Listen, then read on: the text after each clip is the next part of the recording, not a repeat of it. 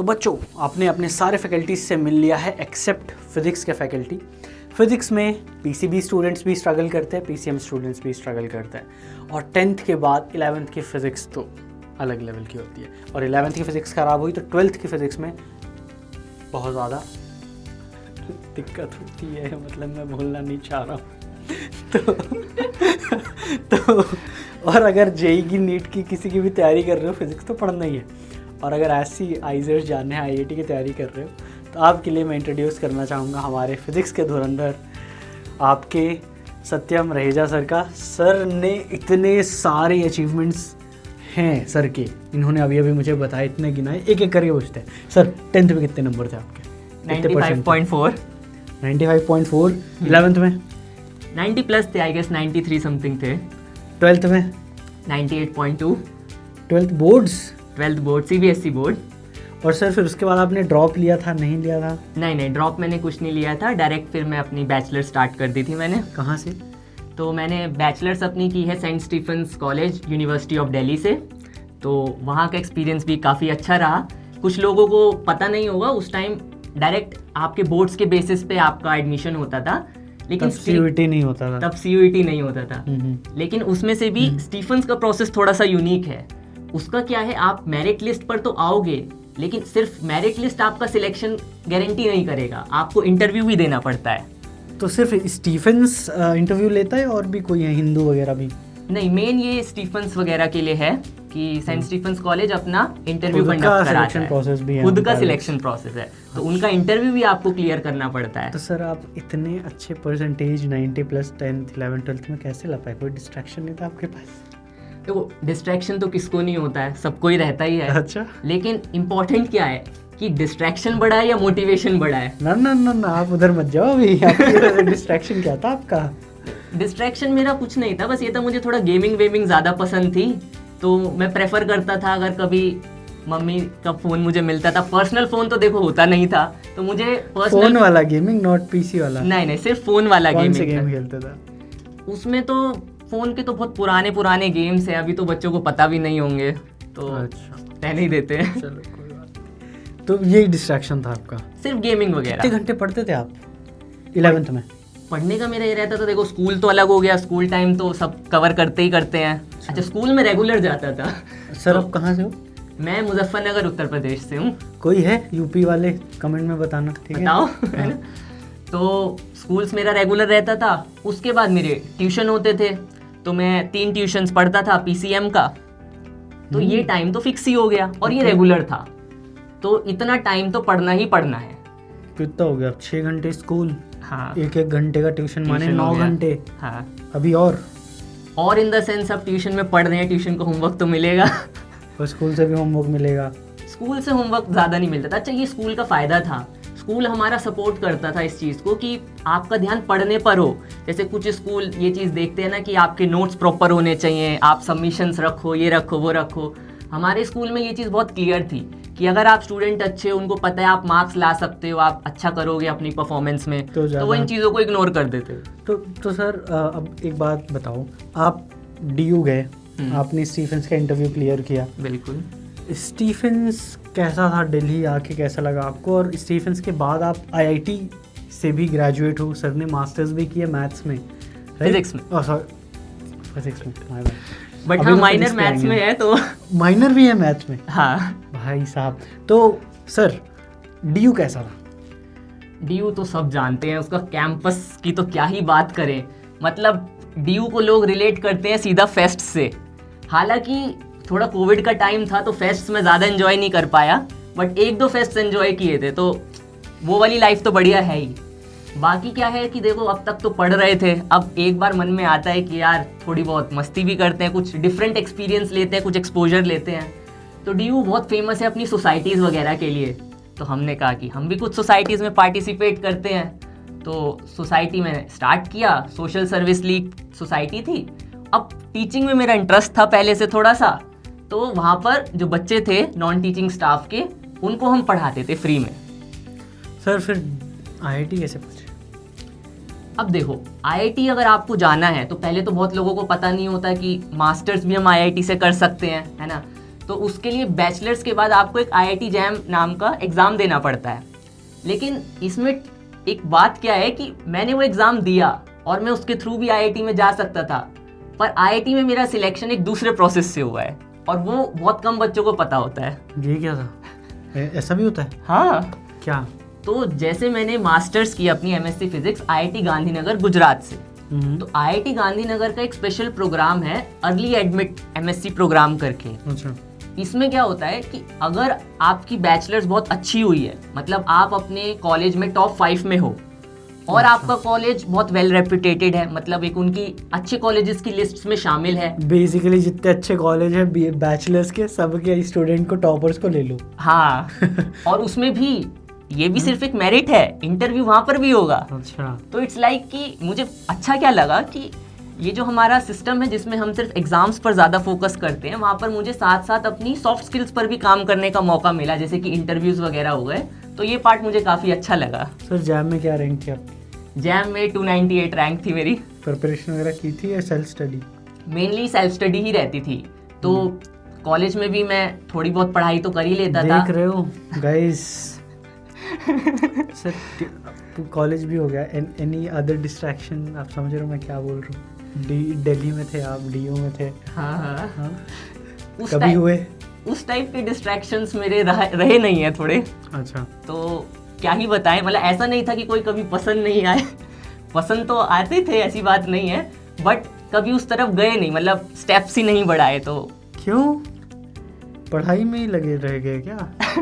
नहीं, मतलब ऐसा होता था ना कि आपका एक रुझान होता है कि लाइक आप क्या करना चाहते हो। तो मैंने बोला ना कि मेरा मोटिवेशन ज़्यादा बड़ा था मेरे डिस्ट्रैक्शन से।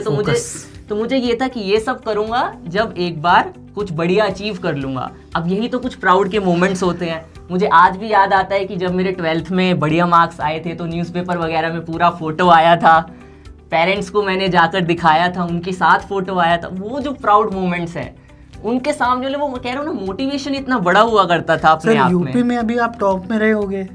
हाँ, तो यूपी के लिए क्या है, CBSE तो पूरा नेशनल टाइप हो गया। अच्छा। तो उसमें देहरादून रीजन जो था यूपी का, हाँ उसमें मैं, मुझे याद है आई गेस टॉप 7 पर था 12th बोर्ड्स में। 12th बोर्ड्स के लिए। चलो, ये लोग तो अभी 11th में आए हैं। सुन रहे हो? सर से थोड़ा गाइडेंस लेना, सर को प्रणाम करना रोज क्लास में आके। सर गांधीनगर, IIT गांधीनगर में आपका क्या प्रोजेक्ट था, क्या सीखा आपने? माइनर भी कर ली मैथ में, फिजिक्स का बताओ पहले। तो जो मेरा रिसर्च प्रोजेक्ट था, अब जैसे बहुतों को आपको लग रहा होगा कि मे बी एस्ट्रो में हो, मे बी न्यूक्लियर में हो, बच्चों को बड़ा फैसिनेशन लगते हैं ना ये सारे टॉपिक्स। अच्छा, मेरा रिसर्च इन सब में नहीं था, मेरा रिसर्च था सॉफ्ट कंडेंस्ड मैटर फिजिक्स में। अब सॉफ्ट कंडेंस्ड मैटर फिजिक्स, हाँ क्या है सर ये? क्या है, सही बात है। और हार्ड मैटर भी क्या है वो भी बात करेंगे। हाँ, तो देखो सबसे पहले ये क्या है, मैं इसमें एक चीज़ ये बताना चाहूँगा बिफोर कि मैं नेमिंग वगैरह पे जाऊँ। देखो, ना तो इसमें क्लासिकल फिजिक्स काम आती है और ना ही क्वांटम मैकेनिक्स काम आती है। इसमें जो चीज़ काम आती है वो है प्रोबेबिलिस्टिक मैकेनिक्स, और ये एक नई टर्म है जो आपको पता नहीं होगी, है ना। तो पहले तो मैं ये डिस्टिंग्विश करना चाहता था कि ऐसी भी फील्ड्स हैं फिजिक्स के जो क्वांटम के साथ डील नहीं करते, लेकिन प्योरली क्लासिकल भी उन पर अप्लाई नहीं करता है। एक इन बिटवीन रेंज भी आती है, ये वही रेंज है। और ये क्या रेंज है? हाँ, किस बेसिस पे? किस बेसिस पे है? अब देखो, फिजिक्स में आप जैसे जैसे आगे जाओगे ना, आपको पता चलेगा कि ये जो डिविजन्स है ना, ये लेंथ और एनर्जी स्केल्स पर हैं। तो आप देखोगे कि जो क्वांटम सिस्टम्स हैं उसमें हम क्या पढ़ते हैं कि जो ऑब्जेक्ट्स हैं जो एंगस्ट्रॉम वगैरह की रेंज के हैं, जैसे मटेरियल साइंस वगैरह में अगर आप स्टडी करोगे, वहाँ पर क्वांटम मैकेनिक्स की रिक्वायरमेंट आ जाती है। मैं जिन सिस्टम्स पे काम करता था उनका जो साइज होता है ना, वो माइक्रोन्स लेवल पे होता है। जैसे अगर एग्जाम्पल लें तो बच्चों ने कोलॉइड्स पढ़े होंगे, तो कोलॉइड्स वगैरह जो हैं, कुछ पॉलीमर्स वगैरह होते हैं, तो ये सब जो है ना, ये आते हैं सॉफ्ट कंडेंस्ड मैटर फिजिक्स में। इसमें इंपॉर्टेंट चीज़ क्या है? देखो, अब आप सोच रहे होंगे कि साइज क्यों इंपॉर्टेंट है फिजिक्स में। तो साइज कहीं ना एनर्जी को भी डिफाइन करता है, एनर्जी स्केल को। जैसे कि आप सबने ब्राउनियन मोशन ज़रूर पढ़ा होगा, कोलॉइड्स का मैंने नाम लिया तो ये तो आपने एज्यूम कर ही लिया होगा ना अब तक कि कुछ ब्राउनियन मोशन। स्पेशल क्या है ये, क्यों इतना पढ़ते हैं इसको? सॉफ्ट कंडेंस्ड मैटर फिजिक्स पूरी ब्रांच ही निकाल दी। हाँ, तो ये बड़ी इंटरेस्टिंग चीज़ है। क्या मिलता है हमें इससे? देखो, अगर हम इसको एप्लीकेशन पर्सपेक्टिव से सोचेंगे तो ये बायोफिजिक्स के साथ आगे जा सकता है। इसका जो ये फील्ड है वो जैसे कि अगर हमें ड्रग डिलीवरी वगैरह करनी हो तो हम क्या चाहेंगे कि हम कंट्रोल्ड वे में ड्रग डिलीवर कर पाएँ। अब अगर हमें कंट्रोल चाहिए तो पहले चीज़ें स्टडी तो करनी पड़ेंगी, हमें उनके बारे में और जानना पड़ेगा। सो देख रहे हो, मतलब एक उस लेवल पे है सर कि आप बायो में भी जाओ, केमिस्ट्री में भी जाओ, ड्रग्स पे भी जाओ, मतलब ड्रग्स बनाओ। तो रिसर्च आप जानोगे कि काफ़ी इंटरडिसिप्लिनरी होती है। हाँ ठीक है, तो बहुत इंटरडिसिप्लिनरी रिसर्च की है सर ने। सर थीसिस का क्या टाइटल था आपके? तो जो मेरा टाइटल था वो हाइड्रोडायनामिक्स के बेसिस पे था। जैसे जो भी मैंने एक्सप्लेन किया, ये तो सिस्टम है ना। अब आप जानोगे कि सिस्टम कुछ ना कुछ तो स्टडी कर रहा होगा ना, सिस्टम के साथ तो आप बस डील कर रहे हो। तो स्टडी हाइड्रोडायनामिक्स पे थी। अब ये क्या है? टर्म ज्यादा बड़ी बड़ी हो गई, क्लास में आके समझ लेना गाइस, सर आज भी इतना ही रखते हैं। बिल्कुल बिल्कुल। तो फिर IIT गांधीनगर हो गया, उसमें कितने % थे आपके? 9.6 CPI। 9.6, masters in physics. Gold medalist था मैं IIT गांधीनगर भाई में। साहब टॉप पर थे आप, लिटरली रैंक 1। रैंक 1। और BSc में क्या था? DU सेंट स्टीफन में क्या था? Rank 1। Rank 1 Saint Stephen's college में, लाइक दिल्ली यूनिवर्सिटी के अगर आप सारे कॉलेजेस से कंपेयर करेंगे तो तब डेफिनेटली नहीं था, बट स्टीफन्स में रैंक 1 पर था। Again gold medalist. Gold medalist. भाई साहब देख रहे हो गाइस, सर चरण। सर काम हम करते हैं, लेकिन अब ज़्यादा ज़रूरी क्या है कि जो सीख लिया है वो बच्चों तक हम पहुंचा पाए, उसको डिलीवर कर पाए। तो बच्चों अगर सत्यम सर से पढ़ना चाहते हो फिजिक्स तो आ जाना आपके होमी बैच में। होमी 1, 2 एंड 3। 3.0 में आपको पर्सनलाइज अटेंशन भी मिलेगा। आइजर नाइजर ऐसे के बच्चे, अगर आपका ये ड्रीम है IIT नेस्टो क्रैक करना, तो इन्हीं इंस्टीट्यूट्स के बच्चे आपको कनेक्ट करेंगे सर से। तो आप classes, DPPs, PYQs, mock test ये सब तो पढ़ोगे ही, सॉल्व करोगे। सर अगर आप बताना चाहोगे फिजिक्स के बच्चे जो नीट के भी हैं और JEE के भी हैं या IIT नेस्ट के भी हैं, इनके लिए आप क्या स्पेशल करोगे? इनकी लाइफ कैसे आप आसान कर सकते हो फिजिक्स में? तो पहली चीज़ क्या है कि बच्चों को डर बहुत लगता है, फिजिक्स से बहुत फियर सा फील करते हैं, तो उसकी वजह से क्या है, लोग इंटरेक्ट करना बंद कर देते हैं। तो मेरा पहला काम क्या होगा कि अगर आपको कहीं पे भी दिक्कत आ रही है तो आप मुझ तक कन्वे कर पाओ। तो ये एक पहली चीज़ रहेगी कि मेरी क्लास आपको बहुत ऐसा लगेगा कि फ्रेंडली सी रहेगी। हाँ, इंटरेक्शन पूरा रहेगा। बड़े भैया आपके सर, आपको तो हम ध्रुव राठी मानते हैं। एक बार हो जाए। नमस्कार दोस्तों। और दूसरी चीज़ देखो, तो इंटरेक्शन अगर आपका अच्छा है मेरे साथ, आप अपनी प्रॉब्लम शेयर कर पा रहे हो, तो डेफिनेटली ऐसा तो नहीं है कि अगर मैं एक अच्छा स्टूडेंट रहा हूँ तो मुझे ये नहीं पता कि स्ट्रगल्स क्या होते हैं। अगर आप सोच रहे हो कि ये तो अच्छा ही रहा है, रहे हैं स्ट्रगल एकेडमिकली, स्ट्रगल्स रहते हैं तभी तो हम उनको सॉल्व करके आगे बढ़ पाते हैं ना। बिना स्ट्रगल्स के तो कैसे ही चलेगा। तो स्ट्रगल्स रहे हैं। अच्छा, मुझे फ़ायदा क्या हुआ यहाँ पे कि जब मैं अपनी 11th 12th भी कर रहा था तो जो मेरे फ्रेंड्स थे वो बड़े एक्साइटेड होते थे। क्यों? उन्हें पता है कि ये बैठा है एग्ज़ाम टाइम में इससे पढ़ कर जाएंगे, तो वो आते थे मेरे पास और मैं उनको पढ़ाता था। तो ऐसा नहीं पास हो जाते थे वो, बढ़िया, वो खुश होते थे। उन्होंने ही मुझे कहा कि तू अच्छा पढ़ाता है यार, पढ़ाना स्टार्ट कर दे। उन्होंने मुझे मतलब रियलाइज़ करवाया कि मेरा पैशन टीचिंग है।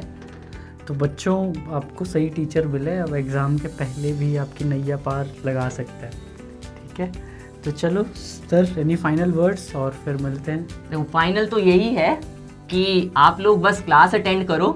जो भी अगर मैं होमवर्क क्वेश्चंस वगैरह दे रहा हूँ तो उस पर ट्राई करो, फोकस करो, मतलब ऑनेस्ट रहो। मैं यही कहना चाहूँगा कि आपकी प्रिपरेशन ऑनेस्ट होनी चाहिए। दिक्कत आ रही है तो मुझे बताओ, सॉल्व करने के लिए बैठे हैं। ऑनेस्ट रह के अगर बच्चा प्रिपेयर कर रहा है तो गारंटी मेरी है कि एग्ज़ाम कोई सा भी हो, बढ़िया लेवल पर तो लेकर आ जाएंगे। बढ़िया। तो गाइस मिलते हैं आपके ड्रीम इंस्टीट्यूट में, तब तक के लिए all the best. All the best बच्चों।